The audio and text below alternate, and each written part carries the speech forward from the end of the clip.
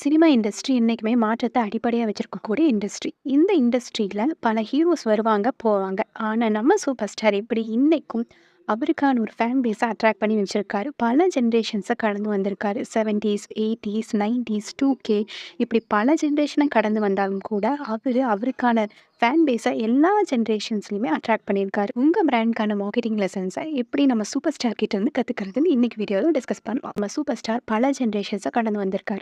ஒவ்வொரு ஜெனரேஷன்ஸ்ல இருக்கக்கூடிய அந்த ஃபேன் பேஸ்க்கு ஏத்த மாதிரியான படங்கள குடுத்துருக்காரு.